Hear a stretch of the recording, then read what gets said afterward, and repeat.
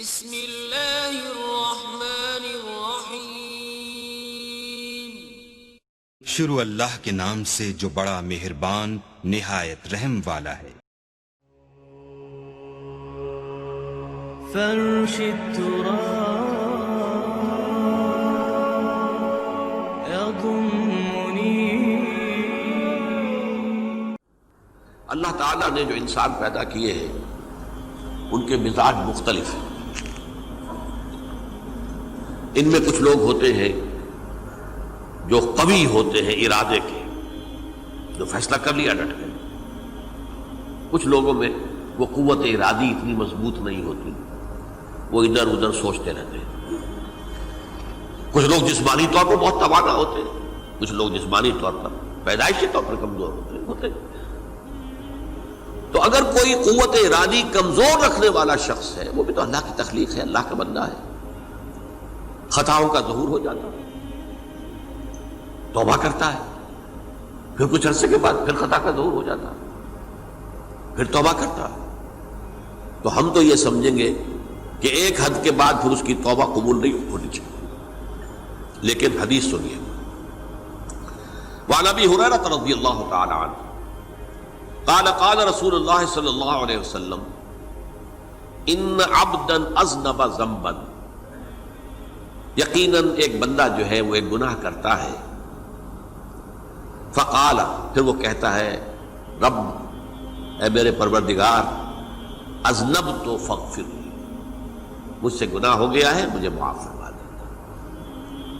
فقال ربہ، تو پروردگار یہ کہتا ہے علم عبدی ان لہ ربا یغفر الذنب ویأخذ بہ، میرا یہ بندہ یہ جانتا ہے کہ اس کا ایک رب ہے جو گناہ معاف بھی کر سکتا ہے اور سزا دے بھی سکتا ہے۔ کیا مانی ہوئے؟ گناہ اس نے کیا ہے لیکن جانتا ہے اللہ کو کہ وہ معاف بھی فرما سکتا ہے، تبھی تو وہ اللہ سے معافی کی درخواست کر رہا ہے۔ اس کے اس جاننے کی بنیاد پر، اس کے اس علم کی بنیاد پر، اس کے اس ایمان کی بنیاد پر فرمایا غفرت لعبدی، میں نے اپنے بندے کو معاف کر دیا۔ ثم مکث ما شاء اللہ، پھر وقت گزرا جتنا کہ اللہ نے چاہا۔ ثم اذنب ذنبا، پھر اس سے گناہ ہو گیا۔ فقال رب اذنبت ذنبا فاغفر، پھر کہتا ہے پروردگار مجھ سے گناہ ہو گیا، پھر مجھے معاف فرما دے۔ فقال ربہ، اللہ فرماتا ہے علم عبدی ان لہ ربا یغفر الذنب ویأخذ بہ، میرا بندہ ہے نا جو جانتا ہے کہ اس کا ایک رب ہے، ایمان باللہ اس کے اندر ہے، تبھی تو پکار رہا ہے، اور یہ بھی جانتا ہے کہ وہ گناہ معاف بھی کر سکتا ہے اور چاہے تو پکڑ بھی سکتا ہے، سزا بھی دے سکتا ہے۔ تو فرمایا، اللہ تعالیٰ فرماتے ہیں میں نے فرمایا کہ میں نے معاف کر دیا۔ ثم مکث ما شاء اللہ، پھر ایک عرصہ گزرا اس کے بعد۔ ثم اذنب ذنبا، پھر اس نے گناہ کیا۔ قال رب اذنبت ذنبا آخر، اس نے کہا پروردگار میں نے تو پھر ایک اور گناہ کر دیا، فاغفر لی، مجھے بخش دے۔ فقال اعلم عبدی ان لہ ربا یغفر الذنب ویأخذ بہ، میرا بندہ جانتا ہے نا کہ اس کا ایک رب ہے جسے وہ پکار رہا ہے، کہ وہ جانتا ہے کہ اسے اختیار حاصل ہے کہ چاہے تو بخش دے اور چاہے تو پکڑ لے۔ اس کے اس علم، اس ایمان کی بنیاد پر میں نے اسے معاف کر دیا۔ ایک اور حدیث، میں نے چونکہ اس گفتگو کے لیے ان احادیث کا تفحص کیا ہے، یہ تو بہت ہیں حدیثیں، میں نے ان میں سے کچھ چنی ہیں۔ ہمارے بعض واعظ ناصح وہ بھی کسی شخص کو روکتے رہے، برائیوں سے روکتے رہے، نہیں رکتا، تو کہیں غصے میں آ کے اللہ تجھے کبھی معاف نہیں کرے گا۔ یہ کتنا بڑا جرم ہے، اس کا اندازہ کیجئے اس حدیث سے۔ تو میرے بندے کو میری رحمت سے مایوس کر رہے ہیں، کتنا بڑا جرم ہے، اس کا اندازہ کیجئے۔ یہ مسلم شریف کی روایت ہے، عن جندب، حضرت جندب رضی اللہ تعالی عنہ سے، ان رسول اللہ صلی اللہ علیہ وسلم حدث، کہ اللہ کے رسول صلی اللہ علیہ وسلم نے ایک واقعہ بیان کیا، ان رجلا قال کہ ایک شخص نے یہ کہا واللہ لا یغفر اللہ لفلان، کہ خدا کی قسم اللہ تعالیٰ فلاں شخص کو کبھی معاف نہیں کرے گا. وَأَنَّ اللَّهَ تَعَالَى قَالَ، اس پر اللہ تعالیٰ نے یہ فرمایا مَنْ ذَا الَّذِي يَتَعَلَّىٰ عَلَيَّ، یہ کون ہے جو میرے اوپر حکومت کرنے والا آ گیا، جو میری طرف سے حکم لگا رہا کہ میں کبھی معاف نہیں کروں گا. مَنْ ذَا الَّذِي، کون ہے وہ شخص، الَّذِي يَتَعَلَّىٰ عَلَيَّ انی لا اغفر لفلان، کہ میں فلاں شخص کو کبھی معاف نہیں کروں گا. قد غفرت لفلان، اس کو تو میں نے معاف کر دیا. وَأَحْبَطْتُ عَمَلَهُ، اس شخص کے تمام اعمال میں نے ضائع کر دیے کہ تم نے میرے بندے کو مایوس کیا.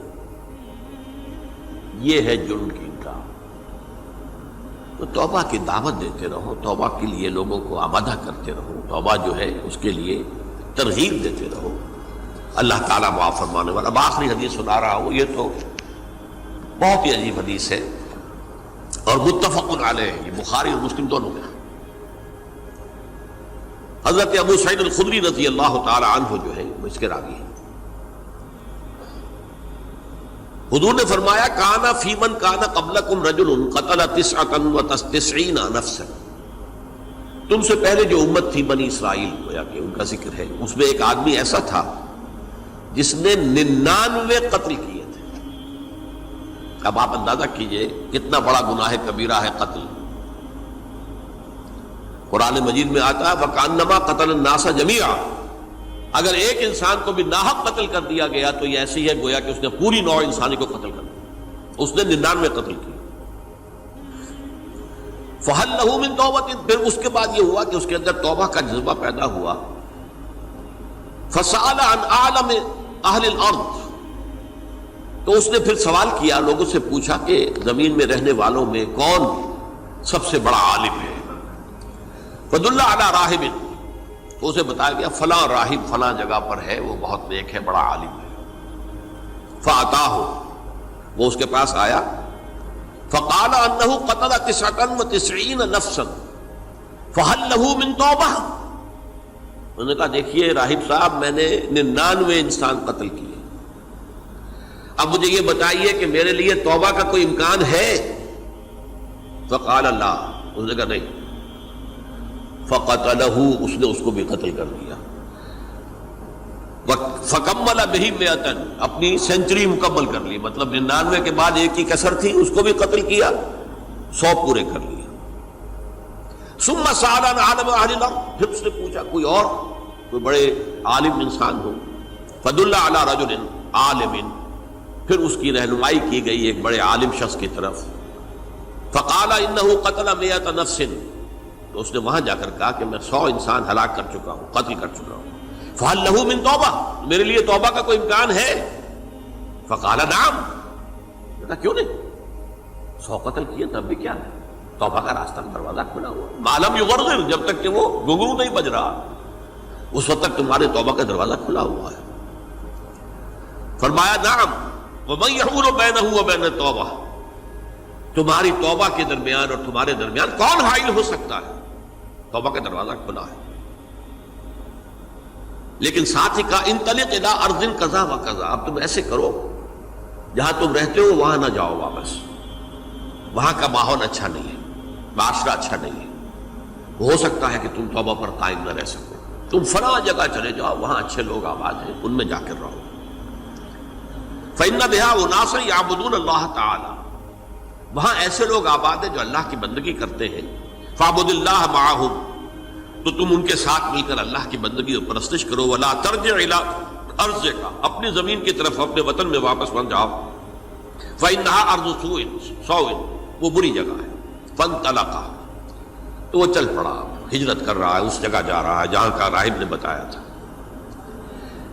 حتی اذا نصف الطریق، جب آدھا راستہ اس نے پورا کر لیا، اتاہ الموت، موت آ گئی.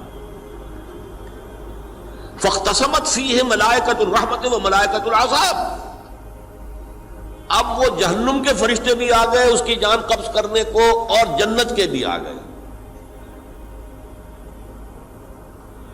فقالت ملائکۃ الرحمہ، رحمت والے جو فرشتے ہیں جنت والے، انہوں نے کہا جا تائبا مقبلا بقلبہ اللہ تعالی، یہ شخص توبہ کر کے اللہ تعالیٰ کی طرف ہجرت کر رہا تھا، اس لیے اس کی نیت کی بنیاد پر اب یہ جنتی ہے، لہذا اس کی روح ہم قبض کریں۔